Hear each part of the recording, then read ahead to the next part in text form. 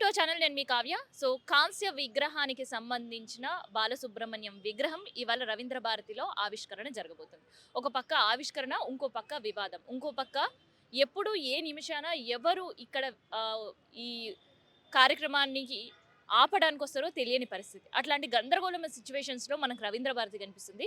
ఒక గందరగోళ పరిస్థితి అనే కంటే కూడా ఒక విగ్రహ ఆవిష్కరణ జరుగుతుంది అనంటే ఒక సంబరంగా జరుగుతారు. కళాకారులు కూడా దాంట్లో పాల్గొంటారు. కానీ ఇక్కడ మాత్రం చాలా భిన్నమైన పరిస్థితులు మనకు రవీంద్ర భారతిలో కనిపిస్తున్నాయి. రవీంద్ర భారతికి సంబంధించిన మెయిన్ ఎంట్రన్స్ గేట్‌కి తాళం పెట్టి అండ్ హై సెక్యూరిటీ మధ్య ఈ కార్యక్రమం నిర్వహించడానికి ఎటువంటి డిస్టర్బెన్స్ లోపల ఉండకుండా ఉండడానికి పక్కడ్బందీ ఏర్పాట్లు జరుగుతున్నాయి. సో మనం ఎప్పుడు చూసినా గానీ విగ్రహ ఆవిష్కరణకు సంబంధించిన ఏర్పాట్లు చేస్తున్నారు. లేదంటే కార్యక్రమానికి సంబంధించిన ఏర్పాట్లు చేస్తున్నారు అంటే వచ్చే అతిథులకు ఇబ్బంది కలగకుండా ఉండాలి అని. కానీ ఈసారి మాత్రం ఒక హై సెక్యూరిటీలో ఈ కార్యక్రమం జరగబోతుంది. సో ఇవాళ 3 గంటలకి ఇనాగరల్ ఉండవుంది. అయితే యాక్చువల్‌గా అయితే దీనికి నిర్ణయించిన ముహూర్తం ఇవాళ 11 గంటలకు. కానీ సీఎం గారు అందుబాటులో లేకపోవడంతో ఆ ప్రోగ్రామ్ కాస్త పోస్ట్‌పోన్ అయ్యి 3:00 ఉండబోతుంది. కానీ ఒక హై సెక్యూరిటీ మనం రవీంద్ర భారతిలో చూస్తున్నాం. సో చాలా మంది ప్రముఖులు కూడా సాయంత్రం ఈ కార్యక్రమానికి కూడా పాల్గొనబోతున్నారు. ఒక్కసారి మనం బాలసుబ్రహ్మణ్యం గారికి సంబంధించిన విగ్రహ ఆవిష్కరణ అన్నప్పటి నుంచి కూడా ఏదో ఒక రప్చర్ జరుగుతూనే ఉంది. కానీ ప్రభుత్వం మాత్రం ఖచ్చితంగా ఈ విగ్రహ ఆవిష్కరణ చేసే తీరుతాం అండ్ దానికి సంబంధించిన అన్ని ఏర్పాట్లు కూడా చేస్తుంది. సార్ సార్‌ది ఒక బ్యాచ్‌తో కనిపిస్తున్నారు. ఆ! ఏం కావాలమ్మా? సో ఇవాళ ఈవినింగ్ కార్యక్రమం ఎలా జరగబోతుంది? 3 గంటలకి మన సీఎం గారు, వెంకయ్య నాయుడు గారు, మన దుగ్గల శ్రీధర్ బాబు గారు, హ్మ్. ఉత్తమ్ కుమార్ రెడ్డి గారు, హ్మ్. కృష్ణరెడ్డి గారు, కృష్ణరెడ్డి గారు రావటం, కృష్ణరెడ్డి గారు అండ్ మన దుగ్గల శ్రీధర్ బాబు గారు అండ్ మన దానం నాగేందర్ గారు, వీళ్ళందరూ మధ్య సమక్షంలో విగ్రహావిష్కరణ జరుగుతుందమ్మా 3 గంటలకి. విగ్రహావిష్కరణ జరిగిన తర్వాత వీళ్ళందరూ మళ్ళీ ఆడిటోరియం లోపలికి వచ్చి బాలుగారి గురించి వాళ్ళకి తోచింది మాట్లాడతారు. హ్మ్. ఇందులో శాంత బయటకు వరప్రసాద్ రెడ్డి గారు కూడా వస్తున్నారు. ఈటీవీ కిరణ్ గారు కూడా వస్తున్నారు. వాళ్ళు మాట్లాడిన తర్వాత మా 6 గంటల నుంచి మా సుస్వరాభిషేకం అని బాలుగారు కండక్ట్ చేసిన పాటలు ది బెస్ట్ సింగర్స్ని పిలిచి ఈ సంగీత కార్యక్రమం ఒక 20 పాటలు బాలుగారు మంచి పాటలు ఒక 20 పాటలు మా మా పిల్లలు పాడతారు. పాటదార్ పిల్లలు పాడతారు. దానికంటే సునీత, కల్పన, చరణ్ కూడా జాయిన్ అవుతారు ఆ పిల్లలతో పాటు. అదొక 3 అవర్స్ ఉంటుందమ్మ కార్యక్రమం స్టార్ట్ అయ్యాయి. కానీ 25 సాంగ్స్ ప్లాన్ చేసాం. ఆ కార్యక్రమం అవుతుంది.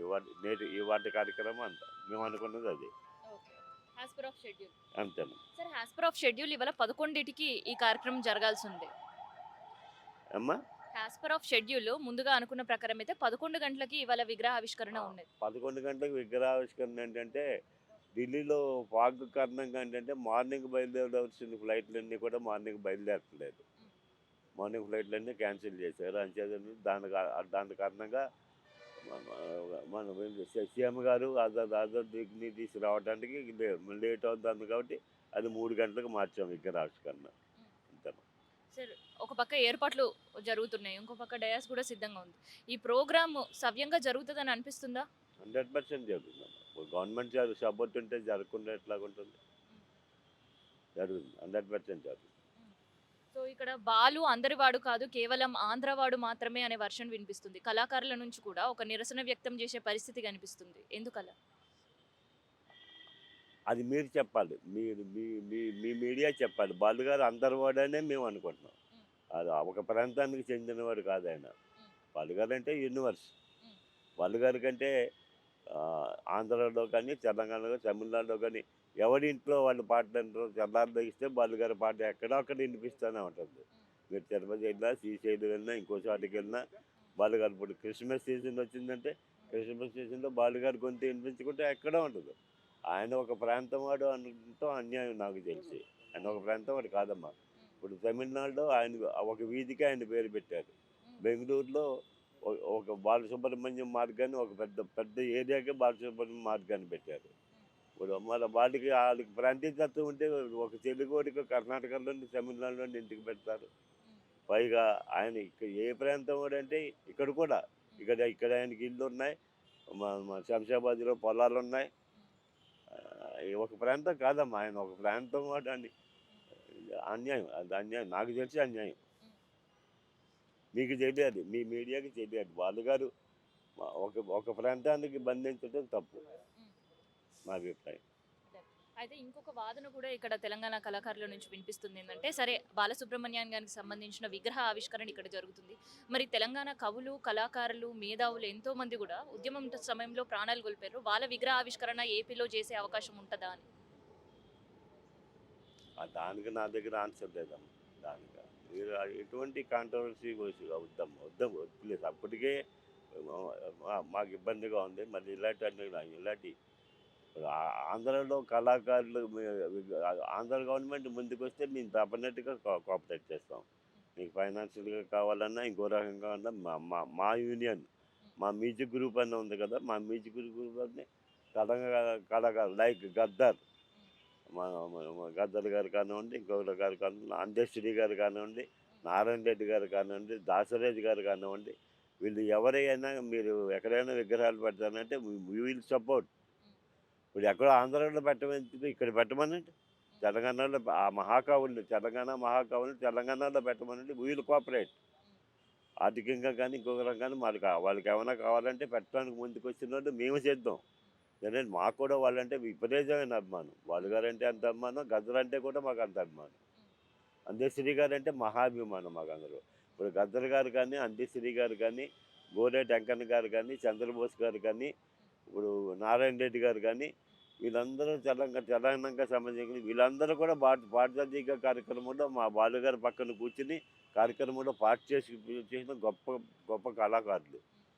అప్పుడు ఆయన ప్రాంతీయతత్వం అని ఎప్పుడు కూడా వాళ్ళ ఎడ్యుకేట్ చేయలేదు.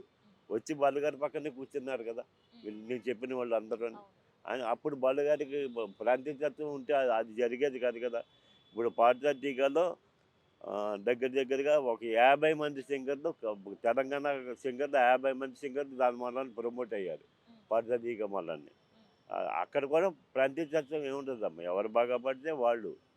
బొంబాయి నుంచి వచ్చి పాడిన వాళ్ళు ఉన్నారు, బెంగళూరు నుంచి వచ్చి పాడిన వాళ్ళు ఉన్నారు, కరీంనగర్ నుంచి వచ్చి పాడిన వాళ్ళు, మన వరంగల్ నుంచి వచ్చిన పాడిన సింగర్స్ ఉన్నారు.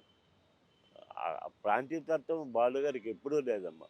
ఇప్పుడు పాఠశాల పనిచేస్తున్న వాళ్ళు 50% of the people Telangana people ఉన్నారు. ఇప్పుడు జరిగే పాఠశాల కూడా సంగీతానికి ప్రాంతీయతత్వం ఉండదమ్మా నాకు తెలిసి. సో బాలు గారికి ఒక అరుదైన అపురూపమైన ఘట్టం ఇది. సో ఎలా అనిపిస్తుంది సార్?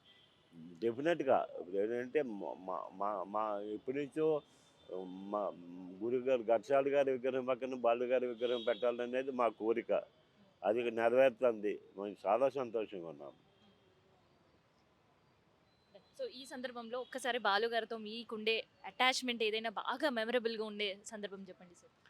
బాలు గారు నిర్వహించిన అన్ని టీవీ షోలకి నేను నిర్వహణ బాధ్యతలు చేశానమ్మా. లైక్ పాడుదట్టిగా పాడాలని ఉంది, మా టీవీలో పాడాలని ఉంది, పాడుదట్టిగా జెమిని టీవీలో ఎందరో మహానుభావులు, తర్వాత ఏంటి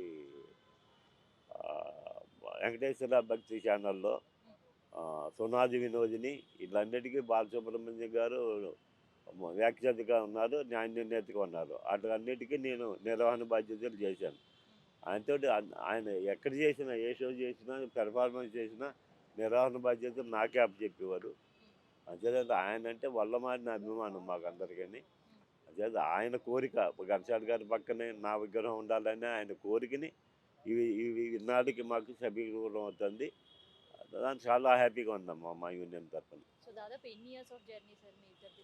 బాలు గారికి నాకు 75 నుంచి బాలు గారు నా బాగా తెలుసు.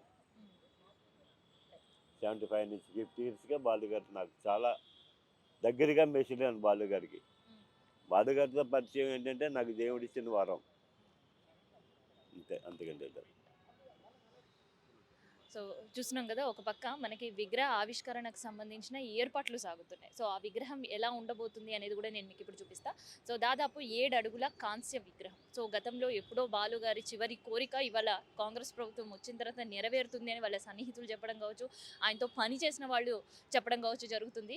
కానీ ఇక్కడ తెలంగాణలో రవీంద్ర భారతి అనేది ఒక ఉద్యమాల గడ్డ. అండ్ దాంతోపాటు ఎన్నో ఉద్యమాలు ఇదే కేంద్రంగా జరిగినాయి. ఎన్నో నిరసన కార్యక్రమాలు ఎదురుగా ఉండే మనకి అమరవీరుల స్తూపం నుంచి కూడా జరిగిన సందర్భాలు ఎన్నో చూసాం కాబట్టి, సో అట్లా తెలంగాణ కవులకు, కళాకారులు ఎవరైతే ఉద్యమం సమయంలో ప్రాణాలు ఇచ్చారో తెలంగాణ రాష్ట్రం కోసం, వాళ్ళ విగ్రహాలు ఉండాలి అన్నదే తెలంగాణ కవులది, రచయితులది, కళాకారులది, మేధావులకి సంబంధించిన వాళ్ళ అభిప్రాయం. మరి వాళ్ళ అభిప్రాయాన్ని ప్రభుత్వము ఎంతవరకు చూస్తుంది, ఎంతవరకు పరిగణలోకి తీసుకుంటుంది అంటే ఇగో ఇక్కడ మనం చూస్తున్నాం కదా 7 అడుగుల కాంస్య విగ్రహానికి సంబంధించిన ఏర్పాట్లు చూస్తేనే మనకు అర్థమవుతుంది.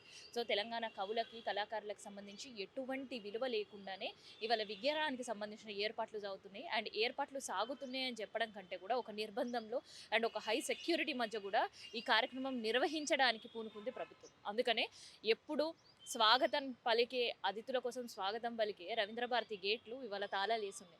అండ్ రవీంద్ర భారతి ముందు బార్ గేట్లు వేసి లోపల ప్రోగ్రాం నిర్వహించడానికి ఏర్పాట్లు సాగాయి. And high security Ravindra Bharathi ఉదయం 7 గంటల నుంచే రవీంద్ర భారతి చుట్టూ పోలీసుల బందోబస్తుంది. అండ్ లోపల విగ్రహం చుట్టూ కూడా పోలీసుల బందోబస్తుంది. అంటే ఒక నిర్బంధం, ఒక భయం మధ్య బాలు విగ్రహం ఆవిష్కరణ అయితే జరగబోతుంది అనే ఒక ఇండికేషన్స్ అయితే చాలా క్లియర్ కట్గా రవీంద్ర భారతిలో అడుగుపెట్టిన ప్రతి ఒక్కరికి కూడా కనిపిస్తుంది.